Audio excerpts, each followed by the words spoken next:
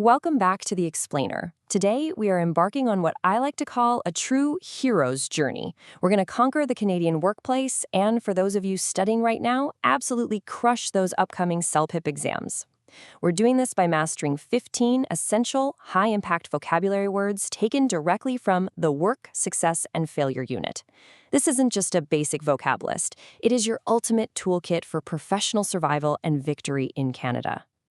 So, think of today's agenda as your personal career roadmap. First, surviving the daily grind. Second, becoming the ideal candidate. Third, evaluations, promotions, and earnings. And finally, our main focus for today, overcoming obstacles for success.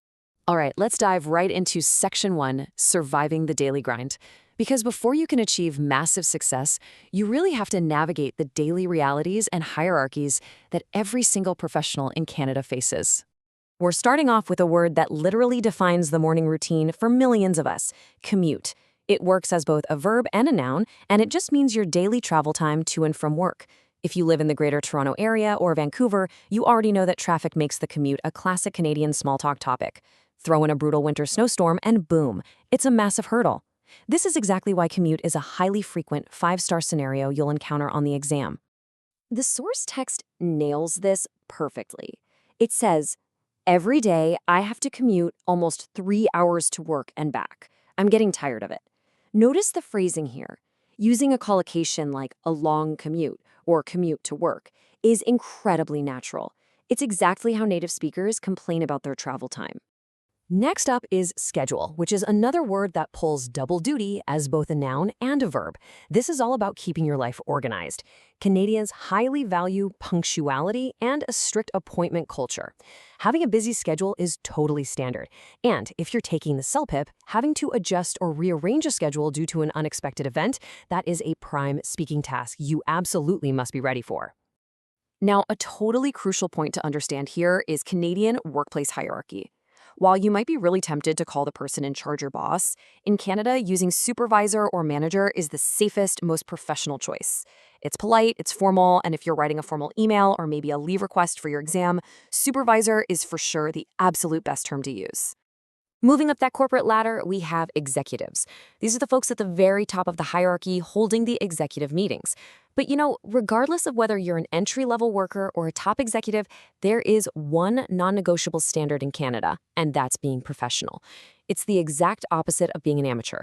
Maintaining a professional manner or exhibiting professionalism is the ultimate baseline for workplace behavior and customer service. Moving on to Section 2, becoming the ideal candidate. Now that we've survived the daily grind, it's time to prove you're the right person for the job. So, how do you actually stand out? Well, you become a candidate. A candidate is simply the person being considered for the job. You're going to hear phrases like successful candidate or ideal candidate constantly when you're job hunting. And just as a quick cultural aside, this word is also heavily used during Canadian federal or provincial elections to describe the politicians running for office. To actually be that ideal candidate, you must be qualified. This just means you possess the specific skills needed for the job. But there's a very real hurdle in the Canadian job market that you should be aware of. Sometimes newcomers or highly experienced individuals are deemed overqualified. This means they actually have too much experience for an entry-level role, which, crazy enough, can actually be an obstacle to getting hired in the first place.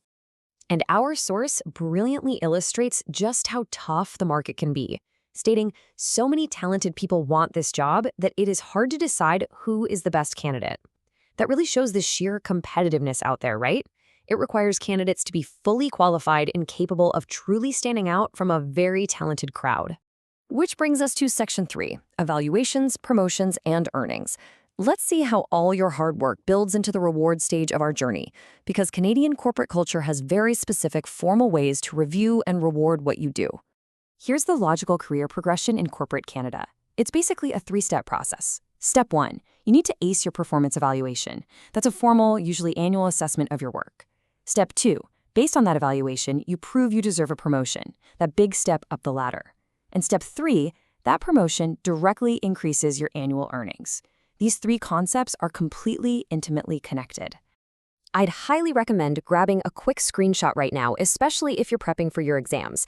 These vocabulary collocations are absolute gold. Notice that evaluation is a formal synonym for assessment.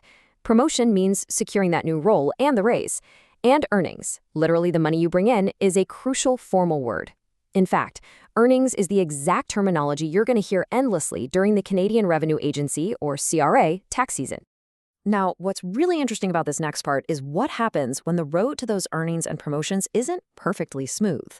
What actually happens when things don't go as planned? That brings us to Section 4, Overcoming Obstacles for Success. This is the climax of our hero's journey and really the core focus of today's explainer. How exactly do top candidates face down these workplace challenges and come out victorious? Well, it starts by reframing how we look at problems. Enter the word obstacle. An obstacle is simply something that gets in the way of your plan. In the Canadian workplace, and especially on that CLPIP exam, using obstacle instead of basic words like problem or difficulty is a fantastic way to instantly boost your speaking and writing scores. It just shows a much higher level command of professional English. I absolutely love this quote from the source material. Whenever I am faced with an obstacle or challenge, I can usually overcome it. Notice the pairing of the word overcome with obstacle. But overcoming an obstacle doesn't just happen by magic. It requires specific inner traits, which leads us perfectly into our final set of power vocabulary words.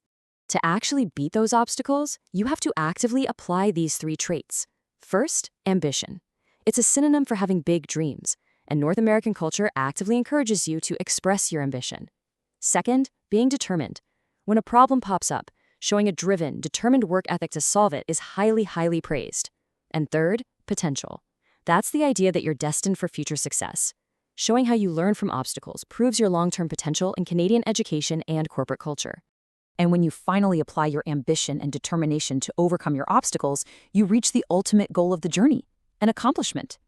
An accomplishment is something significant you've successfully finished or completed. And by the way, what is your greatest accomplishment? Is a classic must-know Canadian interview question. You absolutely need to have a great story ready for this one.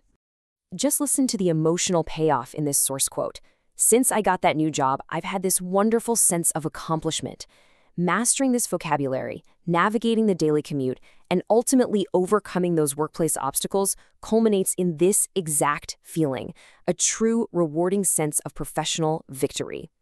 So, I'm going to leave you with this final thoughts. Now that you have this powerful vocabulary toolkit, from managing your schedule to showcasing your true potential, you are totally ready to write your own success story in Canada. So what will be your next great workplace accomplishment? Thanks so much for joining me on this explainer, and I wish you the absolute best of luck on your career journey.